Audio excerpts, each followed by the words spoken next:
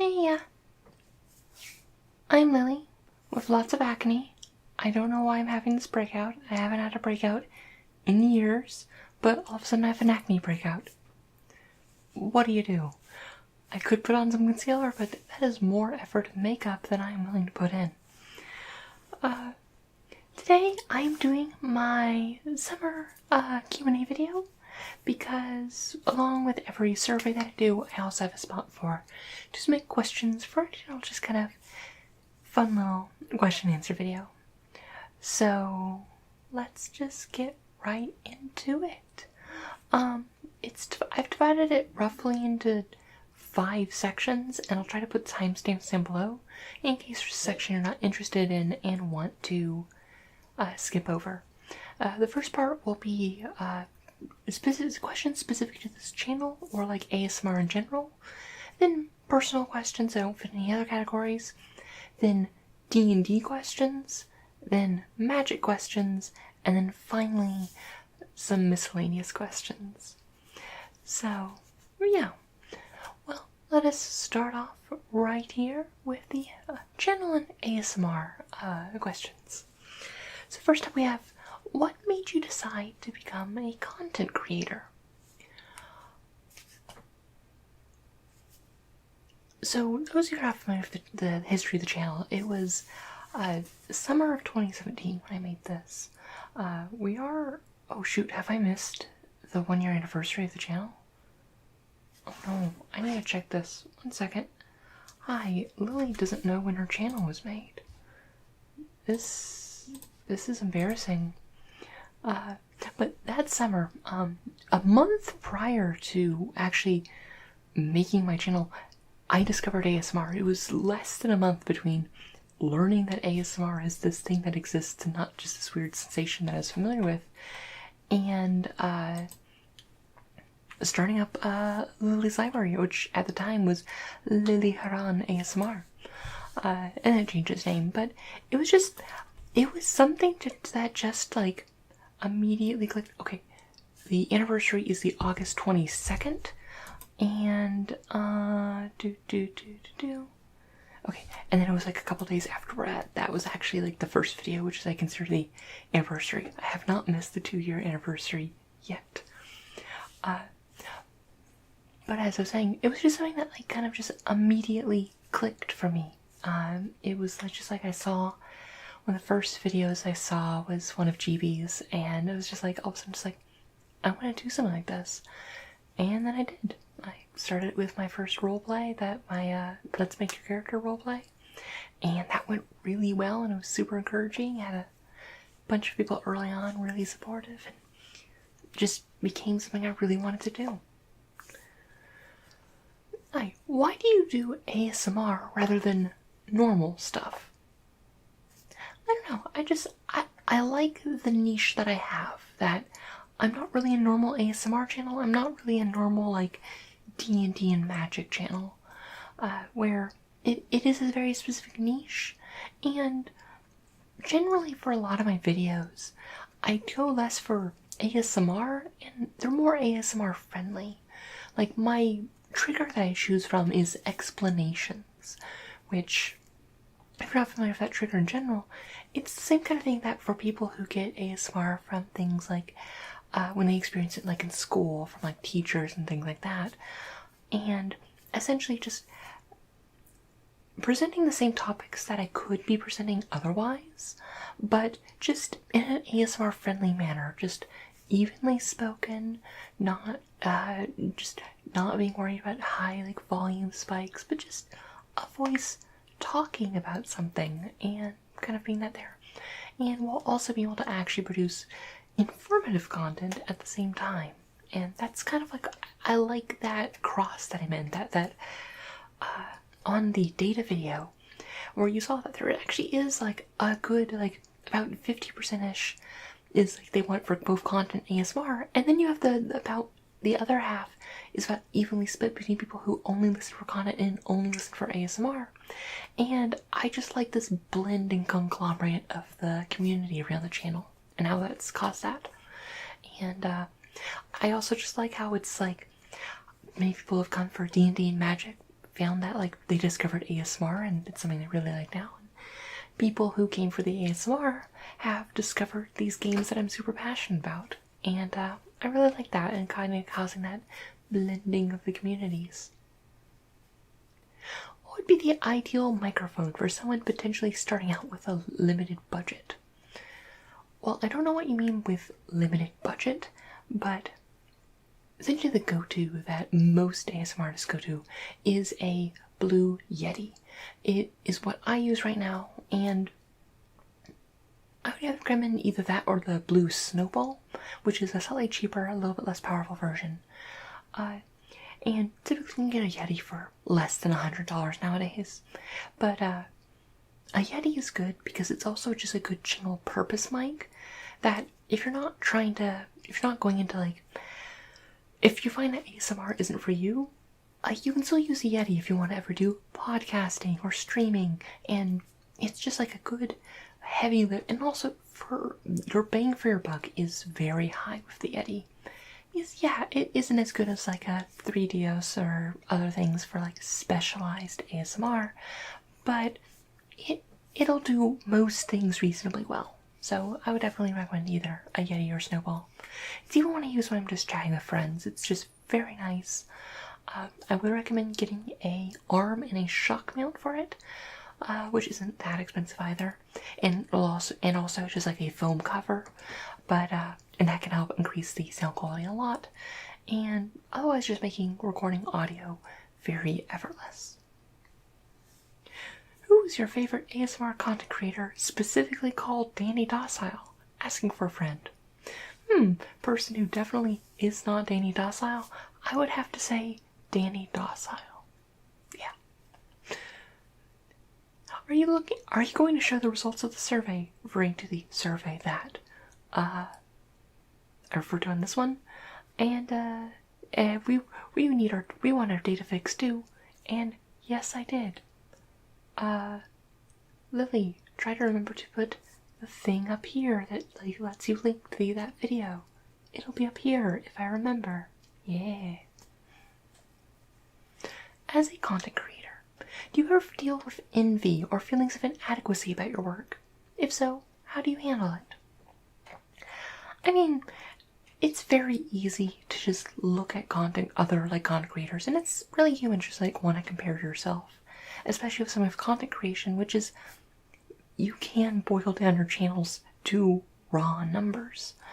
And yeah, like I do come across that sometimes from like I look at a channel that's like blown up or whatever, and like I'm just like, yeah, that'd be cool if I had that growth, but honestly, kind of how I deal with it is just not really having that big of a problem with it in general, where I am happy where my channel is at. I'm happy with the community that is built around the channel, the community on the Discord channel, and also just in the comments, and you all are all just amazing, and I kind of approach it with the attitude of, you know what, if growth comes, that's awesome. I would love to like be able to like do stuff for more people and like interact with more cool, awesome people, but if not, I'm happy with what I have, and what I create for is the people already here. I'm not trying to like game the algorithm to get as many people in as possible. I just want to do what is best and what people here want to see. That's why I do these surveys. Like, I could just be researching like what is favoring like the algorithm right now and trying to bring in new people, but I care about what you want. And that's kind of what I focus on. I just focus on the here and the now. What does your creative process look like? I mean, I'm taking this specifically for my channel, because if you look at like my actual like art and stuff, which is like my calligraphy and maps, there is no creative process in that. It is all root manufacturing, and I hate it. I get salty after I've made like dozens of Middle Earths, but for the channel, generally, I don't so much have a creative process, where generally my process for making a video is I have essentially on OneNote, I have a giant list of just like video ideas I want to do. And these are both suggestions, things I think of, but it's just like a wide pool of things I want to do eventually. And when I don't feel like doing it feeling a bit more original or something, like I have my series I can fall back on. I can always do like a comprehensive rules, or I can go back and do an old set for top 10 cards for Commander Cube and things like that where they don't require much effort.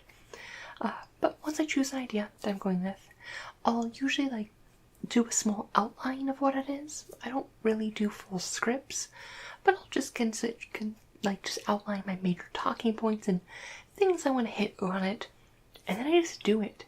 Like, I work best on the fly. I work best when everything is improvised and off just top of my head. I feel it's the most organic, and I don't have to like force myself to do anything else. Alrighty, that is it for all the channel and ASMR questions. So now on to the personal questions. The first up here is, what or who inspires you? Okay, I'm gonna be very corny at this answer, but honestly, it's just my friends, both in real life and online. They're all just so amazing, and I want to be the best person I can be for them, and be the best I can do to like lift them up and make them smile, and yeah. And beyond that, it's also just my faith. I don't really talk about my faith that much, but it's a big part of my internal life, and I'm not going to talk about it more now, but that's another just huge part of it. It's corny, I know, but that's the truth. If you could live anywhere in the world, where would you live? Long term, I don't want to leave the Pacific Northwest. I just love it here. I love the trees, I love the climate, I love the mountains, and I don't really want to live anywhere else. I'm not like particular to any part of the Pacific Northwest. Like, I do like the Seattle area, but I'm not tied to it. Like, I wouldn't mind anywhere there. Just, this is my home. But for like short term, I wouldn't mind like living like somewhere for like maybe like 1 or 2 years abroad. Mostly places that are similar to the US. Like, I wouldn't mind going to New Zealand again and living for a little bit while there. And, but yeah, no, it's just, I'm home. And this is where I want to be. If you were asked to live in a colony on Mars and you couldn't come back, would you go? No. The Earth is my home, and specifically the Pacific Northwest is my home. I get the romantic appeal of going abroad, going to another planet and all that, but I would miss it. I would miss the trees, I'd miss the mountains. Okay, Mars has mountains, but like, they're not my mountains, and the clouds and the seasons and all that. Just like, I'm from Earth, and Earth is where I want to be. What is your favorite thing about yourself? I don't know. That's a hard one, because it's like, it's not like I can't think of like, oh, I can't think of anything I like about myself. But it's like nailing like one specific aspect of myself that is my favorite thing about myself. And I mean, this might sound presumptuous, but it's I at least like to think that I try to be a good friend. I try to be supportive of those around me and those I care about, and I just try, like, my favorite thing is just like my capacity to be there for my friends who need me. And yeah, it's dorky, but it's true, and it's I kind of like value myself by like my capacity for compassion and understanding and being able to be there for someone, and yeah, and even if I don't make it all the way there all the time, I still love that it's still so important to me. I still love that it's the highest thing I aspire to and try to do. Do you watch Supernatural? No, I don't. How do you feel about makeup? I think makeup's awesome. I think people can do really cool things with it, and props to those who do. It is an alien force unknown to me. It is an art form which I have really only dabbled in to know that I know nothing about. And I'm honestly just too lazy to learn, so I didn't even bother putting on concealer to hide my acne. I am blessed that, like, for the most part, I have a relatively like, clear complexion, and I don't really need it. But no, I think it's awesome. I feel like I respect those who like are really good at it. But yeah, it's just not my thing. Yeah. What is your current occupation? I am a freelance artist, specializing in calligraphy and cartography.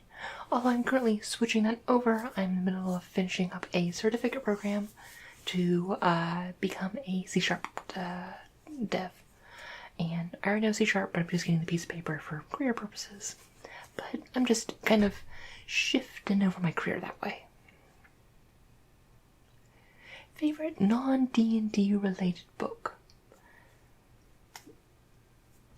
I mean,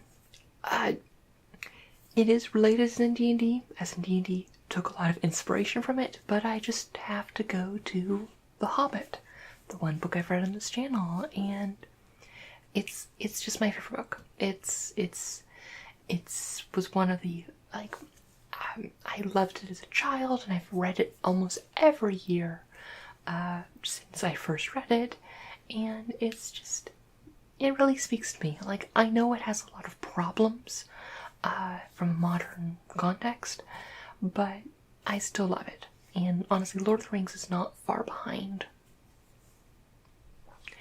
Is there any anime you like? I don't really watch anime, so not really. Like, yeah, I don't really I watch American cartoons, but I don't really watch anime. And if American cartoons, yeah, I have to just be kind of like boring and just like fall back on just Avatar: Last Airbender. Like, that's probably my favorite. Favorite movies? Okay, cop out for my prior one. Lord of the Rings. I love Lord of the Rings so much. But Princess Bride is also up there. I do really like Princess Bride. And honestly, I rather liked the Hitchhiker's Guide to the Galaxy movie. I thought it was really good. In terms of more recent stuff, well, it doesn't have great rewatchability, but I am a huge fan of Arrival.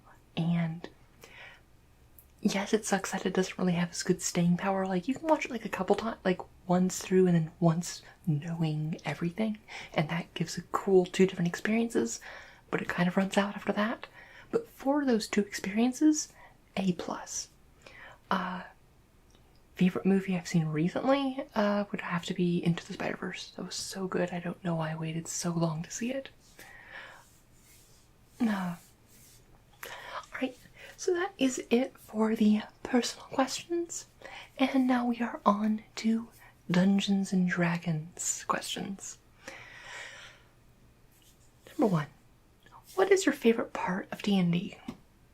We're already back onto me talking about I love the friendship aspect of D&D, but that's true. I like just the social environment of just hanging out with friends and just like having like a shared little adventure and making those connections, and it is a great source of like little like in-jokes and things like that, and that's what I absolutely adore about it.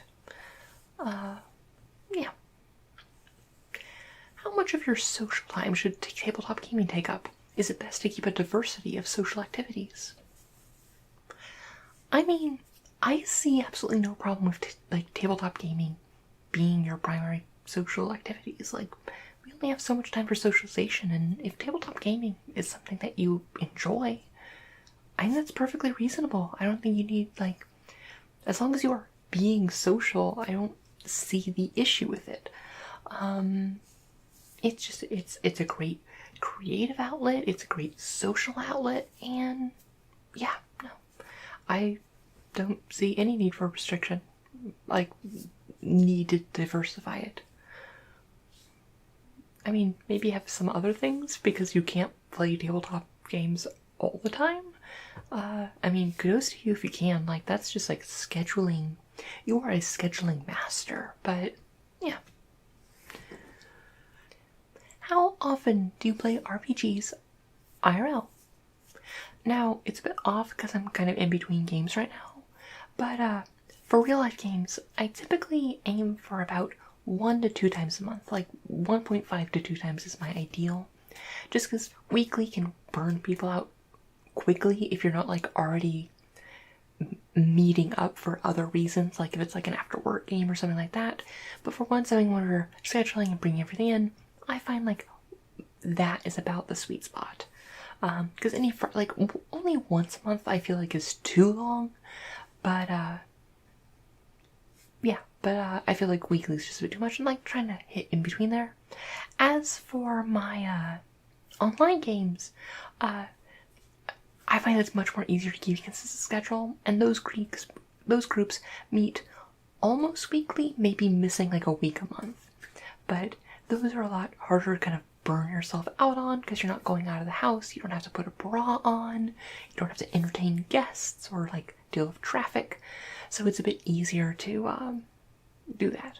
Also, like, if you need to like cut a session short because people are tired and whatnot, it doesn't help that.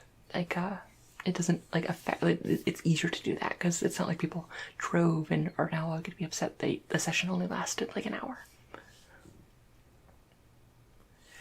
Even if you see more on the DM side, do you still like to be a player?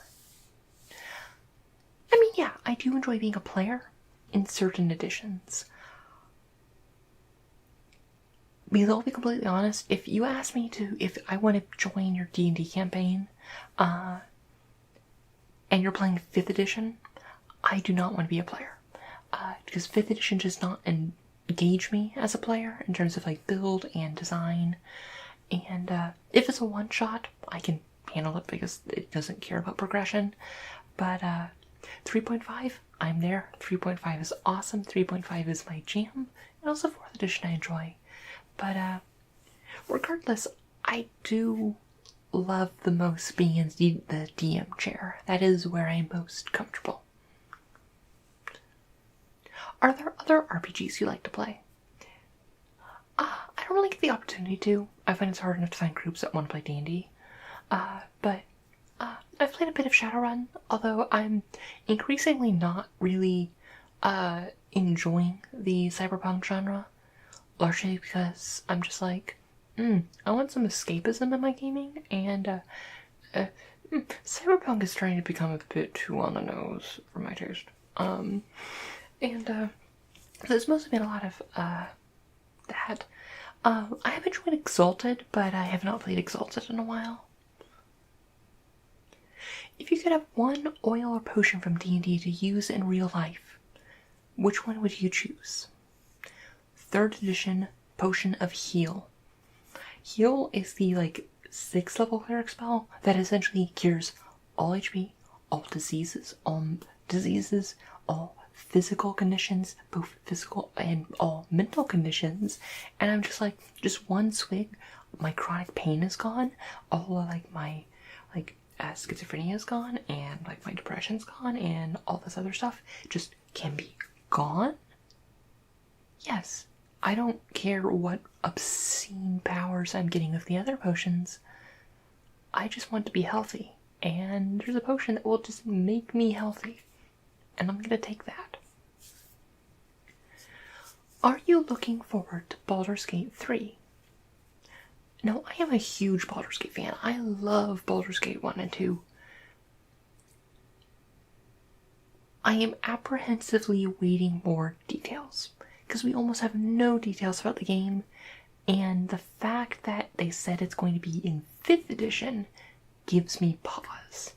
I have serious doubts that 5th edition can be adequately ported to a computer, because 5th edition is so reliant on at the moment DM calls, and also just like with my problems with like character progression, I just feel like as for an RPG, it isn't like, once it does all the numbers for you, 5th edition I feel is too simplistic.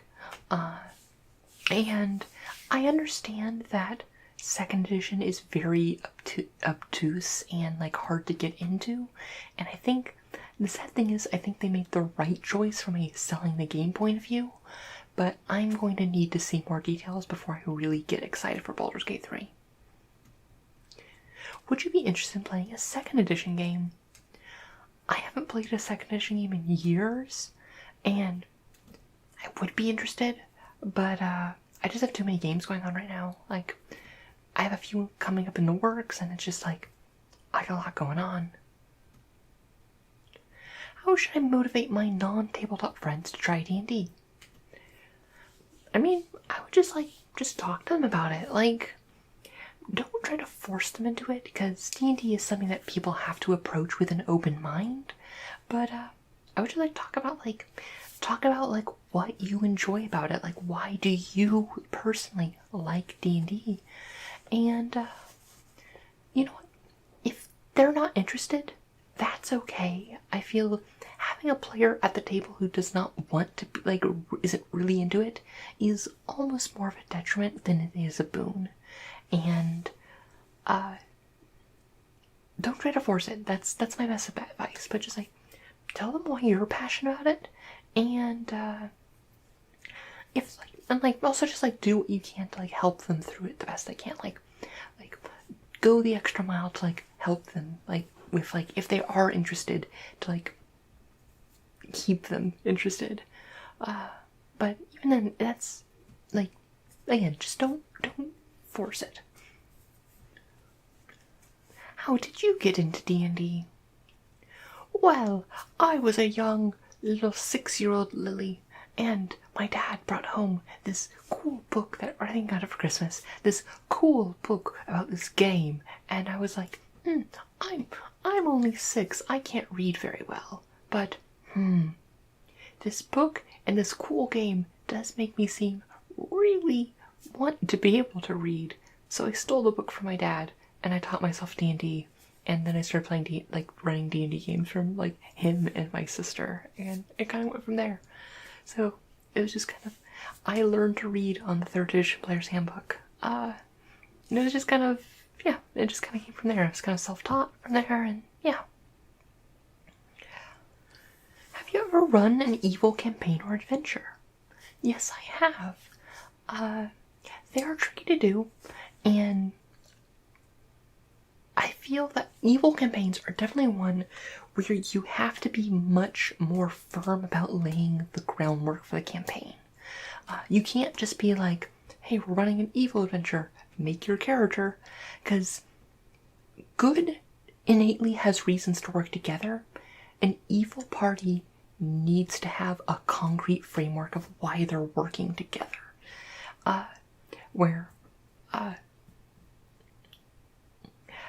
It was just I would definitely highly recommend when you're doing that to give your players a premise and force them to build to that premise.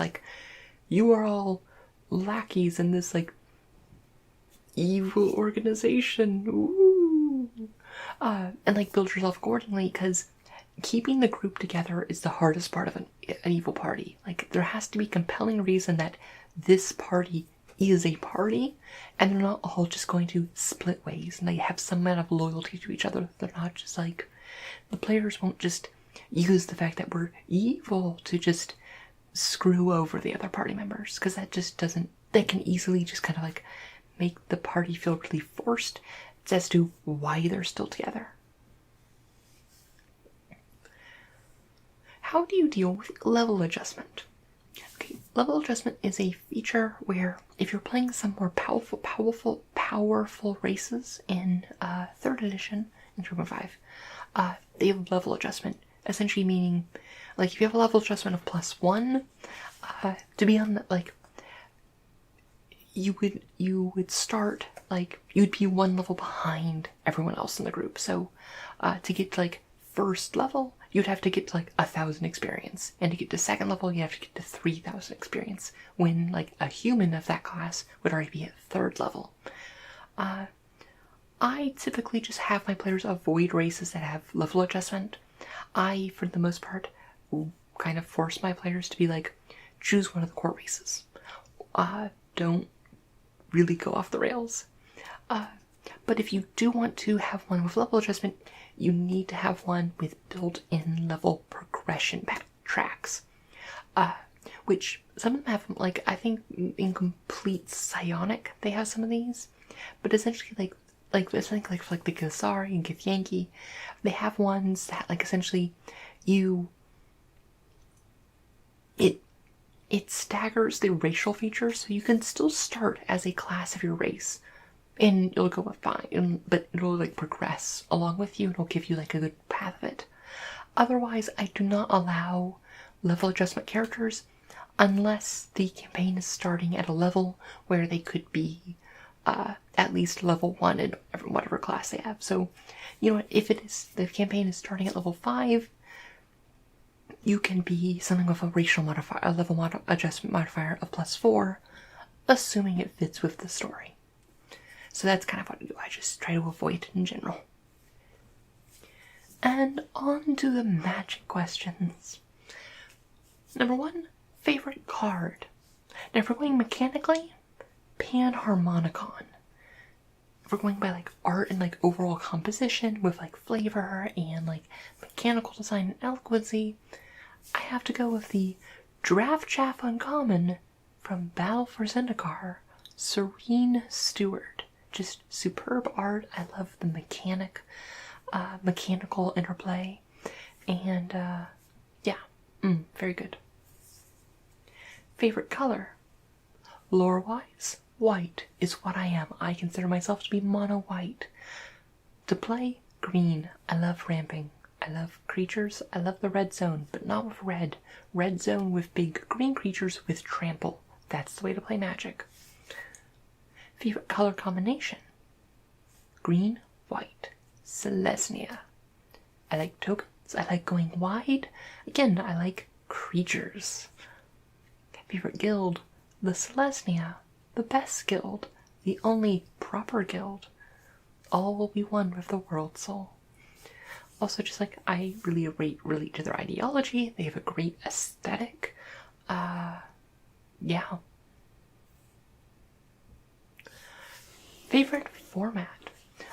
Commander Cube. Like, I talk about Commander Cube a lot because I love Commander Cube and it is so much fun. It's a blast. I don't know what else to say. If you're not talking about that, it would be, beyond that, I would probably just say, I do just love Booster Draft. It's one of my favorite ways to play Magic. And, yeah. Favorite deck? Absian Life Gain. It's kind of like it's a commander deck, but it's Ikra Shidiki and Timna the Weaver, and it's a combination of kind of like a Toughness Matters Big Butts deck and Life Gain. And, yeah, I absolutely adore it. I've done a deck on it, so if you like search like Absian Life Gain on my channel, you should be able to find it.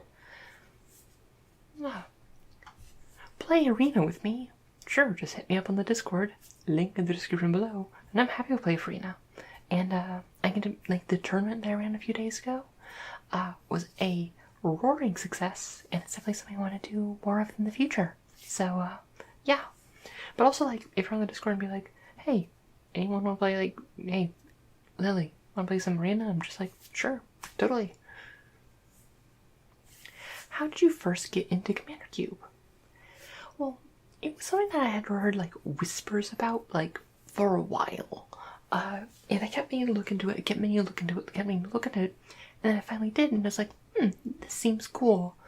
And, what kind of, like, sparked it was, Bradley Rose's article on Arch Frenemies, which is his cube, which isn't a Commander Cube, but it's this really cool, like, it's 2 teams of 3 and 2 arch enemies, and it's like this weird, like, 4-way battle, but with like 8 people, and it's really cool. But, it's a really cool thing, and, like, it really opened my eyes to, pushing the boundaries of what a cube could be, and how you could, like, modify the rules of Magic to create these cool new formats. And Commander Cube just kind of fit as the best, like, baseline for what I wanted to create my cube to be. Kind of what I love about Commander Cube is that it's really not a singular format. There's so many variants on the actual composition of a Commander Cube and its rules and how it runs, that it's a broad category of formats, and it's just what fit what I wanted to do the most. What is capable of sparking your deck building self, especially in EDH? In terms of inspiration, for EDH, it's definitely based on, is there a cool commander that inspires me to want to build around them? Actually, no. I take that back. That's not true. Like, my 2 decks I have assembled right now, actually all 3 of them, none of them were actually based on the commander. They were all based on just, like, an archetype I like. Like, sometimes I'll build a deck for my cube that is usually based on the commander, but Abzan Life Gain, I didn't base it on the commanders. I was like, you know what, I want to play a Life Gain deck, but I want to use the green stuff, and you have to run Orzhov if you're running Life Gain, because it doesn't work if you don't have the access to the Orzhov tools for Life Gain. And that's when I discovered, like, oh hey, like, Ikrashtiki Tim the Weaver, that actually is a cool combination for Abzan. And then, like, my human stack was just like, I started with Innistrad and I really liked human tribal, and it's like, where all this evolution, it's just been like, what colors I want to include, not necessarily what commander I'm running. So that's been that there. And my newest deck that I'm assembling, which is my everything must reference the Selesnya deck, isn't really based on a commander, it's more just based on the Vorthos realm of the Selesnya. And it's just kind of like having a words and things. Selesnya. It's just kind of like having that, like, core idea or, like, gimmick that kind of really, like, is this, like, a cool archetype I like to play? That said, when I, like, build, like, a temporary deck to, like, throw together for whatchamacallit, for my from my Commander Cube that I, like, bring to an event, and then once it's done I will shuffle it back to my Commander Cube. That's a bit more focused on the commander. This is a reference to, I think, some past videos I've talked about. Do you think black has to be thematically tied to capitalism or capitalist ideas, or is a black character not able to not be a piece of shit? Okay, first of all, black isn't necessarily tied to capitalism. Specifically, I think you're referencing to me talking about the Orzhov being tied to capitalism, which is specifically black-white. And capitalism itself, is an inherently black-white like concept, but that does not limit black-white characters to be capitalists. It's just what the Orzhov are, where there's, like, Orzhov lowercase o, which just means a black-white character, and that is not necessarily capitalist, but then there's the Orzhov, capital O, and they are literally a capitalist pyramid scheme. And, like, capitalism is inherently Orzhov because it's, like, the combination of, like, this is a very, like, society-based way for personal gain and personal, like, rise to power and stuff, which is, like, has both the white and black very tied into it. But even like within like the recent Rapid story itself, like Kaya is black-white, but isn't really into the capitalism thing, and it's much her story is much more about like she's more about like this like she's much more concerned about like who's in charge, what is the fair use of power, specifically mostly just like dead people extending their rule longer than they should. That's her main thing. But yeah, but like there's also like, you know, black characters themselves, like there's a wide variety that aren't necessarily like pieces of shit. Like Yeheni, mono black, really like cool character. They were awesome in Ether Revolt, and were they in Kaladesh, or was like at the very beginning of Ether Revolt that they showed up? I actually don't know if they actually showed him Kaladesh story. But yeah, no, so yeah, no, so it's not necessarily, and also just a bit of clarification on that question that you asked. What planeswalker do you think would be best as a contestant on Jeopardy? Okay, lots of knowledge about random things, just all over in terms of all sorts of different lore. There is absolutely no question. The answer is Tameo. Knowing stuff is her entire deal. Like obviously it is going to be one of the blue planeswalkers. Let's go through them. Dovin, very specific on like what he is knowing about. Like he's all about law and procedure and stuff, which might help him. And he's up there, but not great. Jace loses all of his memories like every 5 minutes, so not really going to be good at remembering trivia. Tezzeret, he knows how to like build stuff and like look evil. Those are his two skills. Bolus cares too much about himself. What are other blue planeswalkers? Technically Nissa, but she isn't really that blue, and let's be honest, she's not the most knowledgeable person. Let's be just completely outright. Teferi I think would be decent, but just like he's not as well traveled as like Narset would be good, as Tameo. But just knowing things is Tameo's deal, and yeah. Oh, any new thoughts on the new fairy tale set coming up, Throne of Eldraine? I am absolutely pumped. I'm absolutely excited and ecstatic. It is completely my jam. I've known about it for 2 years because I did some research study stuff for Wizards, and it's been so hard to keep it quiet because this is my... Oh, this was like my specialty in high school, not high school, but college as an English major. It was just like all like the Arthurian stuff, and it's just like, give me, yes. Most miserable and or best magic experience you've had? Okay, miserable has to just go to just, not a specific one, just bad experiences, mostly at pre-releases with like people being kind of misogynistic pieces of shit. But best ones, I would have to say, would just be 2018 GP Portland.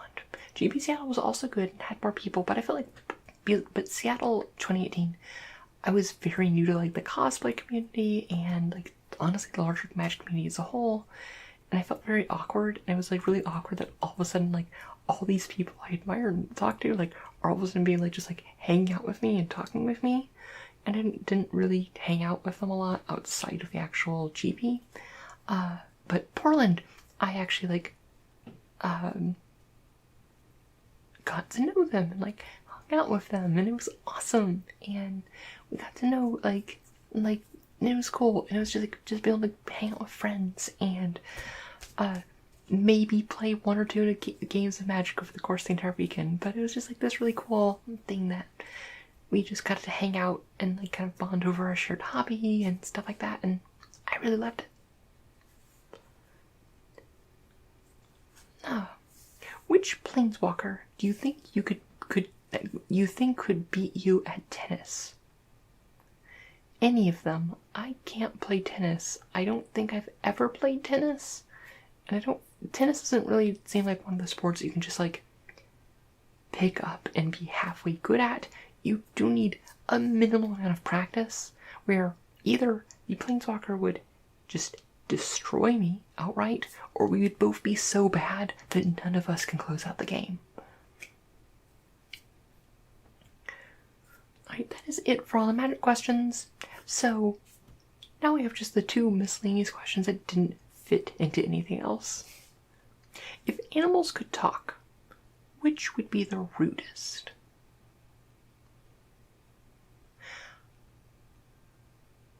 Let's be honest, it's cats. Like, in terms of animals that like you interact with on a daily basis, and I am saying this as someone who loves cats. But if they could just say what is on their mind all the time, they would tell you.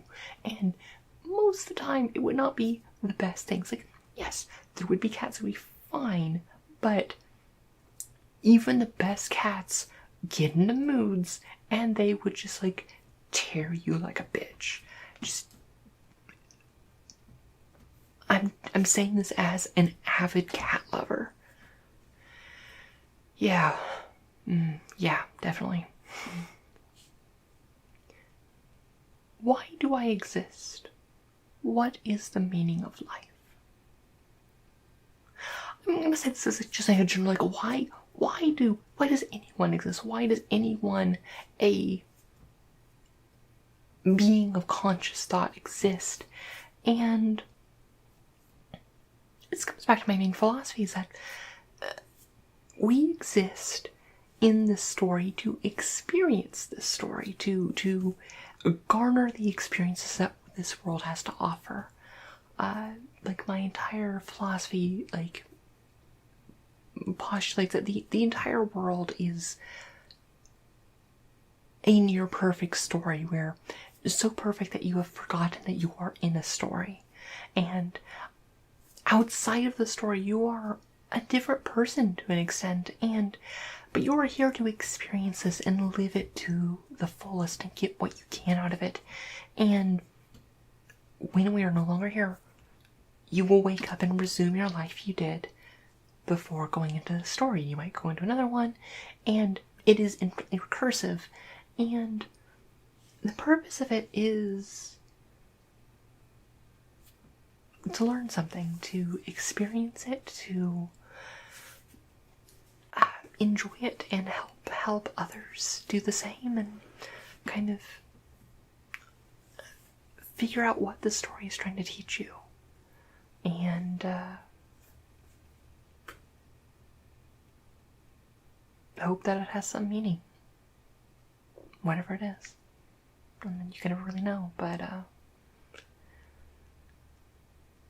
it's just a journey. You don't know what the destination is until you get there. And at